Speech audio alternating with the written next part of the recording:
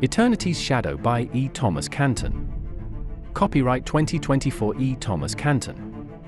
All rights reserved. No part of this book may be reproduced or transmitted in any form or by any means, electronic or mechanical, including photocopy, recording, or by any information storage and retrieval system, without written consent from the publisher. Credits. Voices by MURF.com. Sound effects from www.freesoundslibrary.com. And additional sound effects from www.zapsplat.com and pixabay.com. Music by www.zapsplat.com and IB Audio.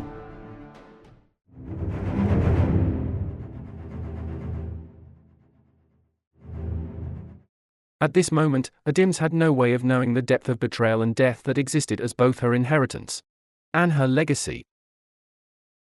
Maximilian Nilsson. History of the Fall of Elsincourt. Brooke pushed me with such force that we fell through the door. I looked up. We were on the walkway in the glass tunnel. I didn't understand how. Before I could ask, Brooke shot a look back at the door. I followed her gaze, and we waited, almost afraid to breathe, to see if the darkness could enter the Nexus. We watched as the door to our universe vanished. In its place stood a phantom outlining the space where the actual door had stood. I could still see the shape, contours, and even the wood texture of what used to be the door. It melted into an echo of the past that hadn't quite subsided. We'd soon see these ghost doors to dead universes everywhere we turned. Come on, she said, running through the diaphragm. I followed her onto the bridge leading to the platform. Brooke reached the CCP and flicked switches, turned dials, and did whatever else she needed to do. She seemed to slow down before coming to a complete stop, like a clockwork doll winding down. She looked up from her readouts and stared behind her. That aperture had also ghosted. From her expression, she got the answer she'd expected, but not the one she wanted. "It's not there anymore, is it?" I asked. Brooke shook her head. Somewhere inside me, I had already known the answer. Our world no longer existed. It had wiped everyone we knew out of existence. To me, that meant the lazy idiots at work. They were better off. Maybe I would have been too.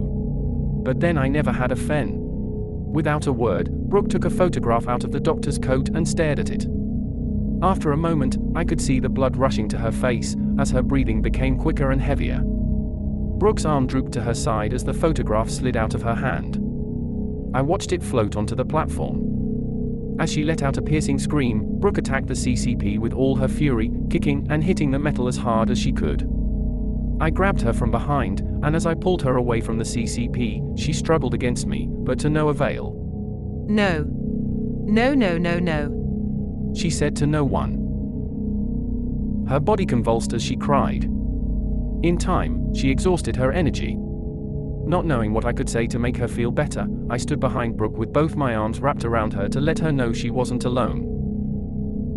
It took me a second to realize that she had been staring at the photograph she had dropped. She slipped out of my arms, allowing me to pick up the photograph. What I saw could well have been the last image of Fen in existence. She and Brooke smiled into the lens during the CNE the previous summer. As I handed it to her, I saw the writing on the back. "Happy birthday, love Fen." Brooke trembled as she composed herself. Her eyes were puffy and red, with tears streaming down her cheeks. I took the handkerchief from my jacket pocket and wiped her quivering face. Afterwards, I placed the photograph back inside her inner coat pocket. Her trembling subsided. I studied Brooke, wondering how much more she could take. Half of what she had been through that day alone would have broken far stronger people. It occurred to me I had always underestimated Brooke. Lost in thought, I didn't see it at first. It had been the slightest movement caught in the furthest reaches of my peripheral vision. My head turned toward it. Another OLED screen had moved into place by itself. I looked at Brooke, wanting to know if she had seen it as well. She had. Her eyes were holding fast to that one spot. The new aperture opened a slight amount. The scraping sound of metal blade on metal blade confirmed we had not imagined it. We watched it, transfixed. Second after second passed in silence. The aperture flew open with such speed as to startle us. I turned to Brooke. That's not possible. Brooke said in response to my unasked question. No screen or aperture should open without using the CCP. We stared with nervous anticipation at the open door, waiting for what we did not know. Our bodies tensed, uncertain of whatever phantasm lay unseen beyond the threshold. After what felt like an eternity, Brooke stepped toward the aperture. I hesitated with all my courage. Are you sure you? No. You should stay here. Yes, I should, I confirmed, following her through the open aperture. To where, I didn't know. At the far end of the glass tunnel, my foot hovered over the threshold of the door. I wondered what it would feel like stepping into another universe. Would electricity tingle through my body? Would there be heat? Cold? I gathered my nerves and took my first step into the unknown. Passing beyond the veil, I felt nothing, like crossing through any other door. I now understood Brooke's reaction when she first turned on the CCP. It should be such a monumental moment that you wanted to feel something monumental. Disappointment washed over me as it had Brooke when she'd realized there had been no wormhole or vortex. Still, crossing into a new world left me trembling in anticipation. Still, no matter how much my hand shook, it never killed the smile growing on my face. For the first time in ages, my grey existence had ended, and I now soared as an explorer of the multiverse. The Magellan of a new age. Would we emerge in a world where pterodactyls soared overhead? Had the Roman Empire survived to conquer the entire world? Did people still worship the pagan gods of the ancient Norse? No. I stepped into an empty apartment painted in that god-awful beige color. That bland, not quite brown and not quite white, that offends by being so inoffensive. I saw Brooke at a window looking out onto the great unknown before us. Beyond her, I could see the sun setting on the horizon. The angry squawks of exotic birds rattled through the open window. I smiled. We were in another universe. It worked. We were there. Could this be the same city on another Earth? Or had we emerged somewhere in the tropics? The stifling humidity suggested a tropical climate. Whether this was due to the orbit of this Earth, or unknown weather patterns, I couldn't say. Now I appreciated how there would always be too much to explore for anyone in a single lifetime, and that disappointed me to no small degree. My thoughts diverted as the fragrance of the wet soil and plants from outside overwhelmed me. It reminded me of the aroma of crops after a summer storm, but no, more like after the tropical storm I experienced vacationing in the Yucatan one year. Lost in memory, I turned away from the window and jumped out of my skin. Neither Brooke nor I had seen her strange twin standing there watching us. Brooke's head snapped to her at whiplash speed. You destroyed our entire world. They made an interesting comparison. The two Brookes. My Brooke still wore the doctor's uniform that she stole from the Office of Admissions. The other looked like a child's discarded rag doll with her ill-fitting, torn clothing. Good, you're here. The rag doll said. 7 billion people. Brooke said. Her words gathering on the horizon like a storm. Brooke's counterpart sighed as she batted her unkempt hair from her face. There is an infinity of universes. Trillions upon trillions upon trillions of people. Now, you are the first me I've ever met. I need to know if you are a threat. As she spoke, she reached out and touched Brooke's face. Brooke leaned her head back to avoid her hands. Brooke's eyes flashed open. Her body convulsed as if an electrical current had passed through her. I stepped toward them, fearing her twin might torture or even kill her. As I did, she backed away from Brooke. New Brooke's eyes darted back and forth as she lowered her gaze. She raised her face, her mouth agape, staring at Brooke. I turned my attention to Brooke as well. She seemed out of breath, but not hurt as she gazed at her identical stranger. What? Brooke asked to no one. They seemed to both struggle with whatever had happened between them. New Brooke reached out her dirty, tattered shirt sleeve once again, and touched Brooke's face. Brooke didn't hesitate or try to avoid her touch this time. Brooke's body once again trembled, but she seemed to gain control, and the trembling faded. She reached up, holding her double's hands to her forehead. Fascinated, I watched until, after a few moments, Brooke's copy tried to pull away. Brooke held her hands fast to her forehead. Her twin sister pulled her hands away from her with care. As she did so, Brooke continued to lean into them until it became impossible. That look of confusion permeated both of their faces. From what I would hear, I'm certain that some form of communication had passed between them. I don't know how, and I'm not a believer in telepathy. After a long silence, Brooke spoke. I need more, please. I started a war. The Tenet. What's the Tenet? No, I did. Said her breathless doppelganger.